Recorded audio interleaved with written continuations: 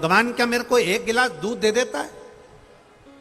फिर निवेदन है, देवता देंगे तो पल्ला झाड़ कर देंगे, और महादेव देता है तो छप्पर फाड़ कर देता है।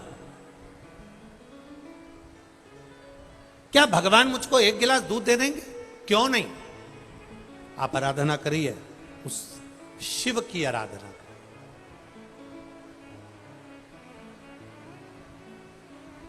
ये जो अभी कथा के बीच में माला पिन्हाने के लिए आए, ये फिरोजाबाद से आते हैं। हर कथा में फिरोजाबाद से 3 माला लेकर आते हैं।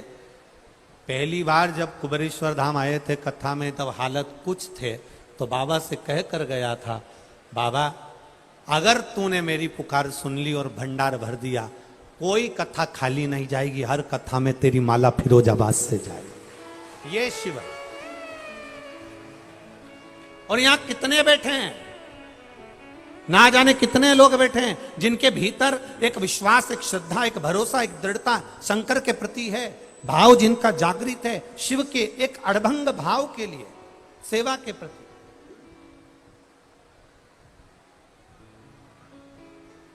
शिव कथा कह रही है, शिव महापुराण कह रही है, शंकर भगवान का संवाद कह रहा है। अब मां, क्या भगवान मुझको एक गिलास दूध दे देंगे? मां के क्यों ना देंगे? कर भरोसा। किसका आराधना करूं? मां ने कहा, तेरा मन पड़े उसकी आराधना कर। तेरा मन जिससे कर जाए, तेरा मन जिसमें लग जाए तो उसकी आराधना कर। और उपमन्यु ने भगवान शिव की आराधना करना प्रारंभ करी। शंकर जी के मंदिर में जाता, शिवालय में जाता, झाड़ू लगाता, पोछा लगाता, द्वार संवारता, पत्तियां लाकर भगवान का श्रृंगार कर देता।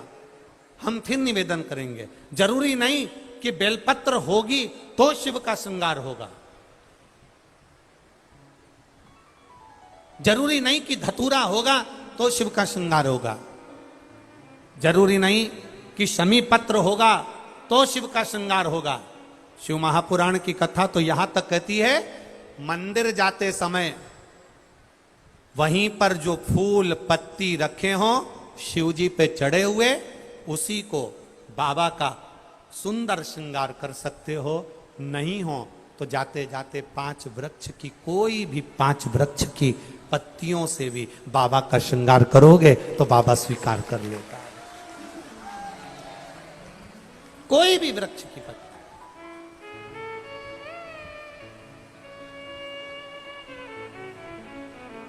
आपके पास में बेलपत्र हो चलेगी, ना हो शिव जी की लीजिए, शिव जी को चढ़ा दीजिए। समी पत्र हो चलेगी, ना है हाथ जोड़ लीजिए, बाबा को स्वीकार।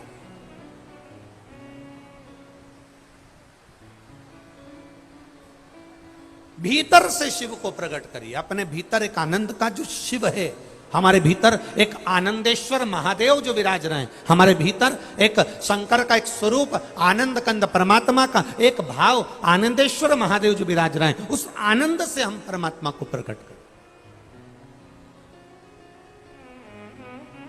शिव कथा कह रही है, भगवान शंकर का संवाद कर रहा है, शिव महापुराण कर रही है। उपमन्यु ने भगवान शिव की आराधना करना प्रारंभ करी। 5 वर्ष की अवस्था थी उपमन्यु की, और शंकर की आराधना में लग गया।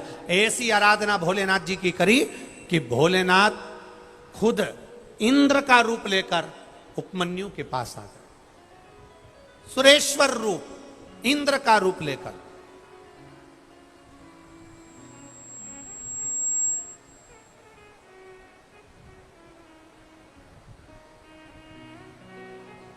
शिव जी का एक अवतार है, सुरेश्वर अवतार।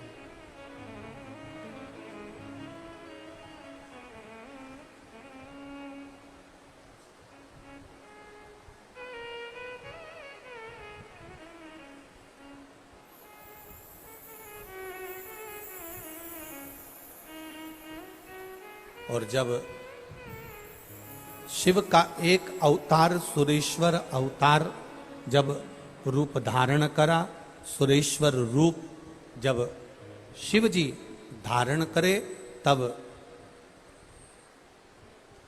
इंद्र का रूप धारण कर कर भगवान शंकर ने उपमन्यु से जाकर कहा, उपमन्यु से जाकर बोले, हे उपमन्यु, कहां देवादिदेव महादेव की भक्ति में लगा हुआ है, कहां शिव की उपासना में लगा हुआ है।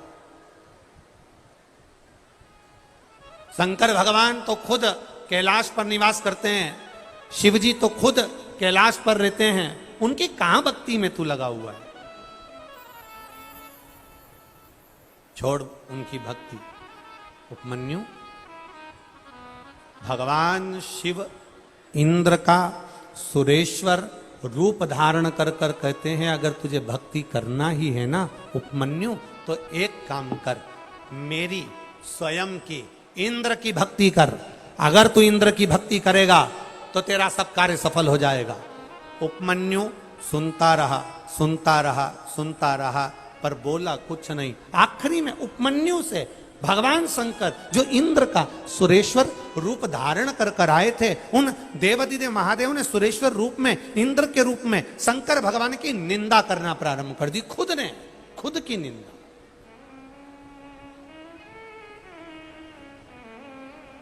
स्वयं की निंदा।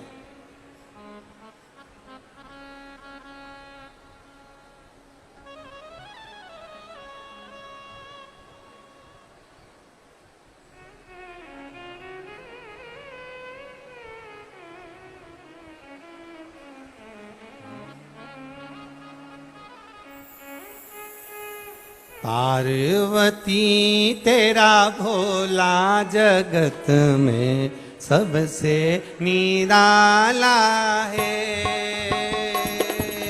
पार्वती तेरा भोला जगत में सबसे निराला है। पार्वती तेरा भोला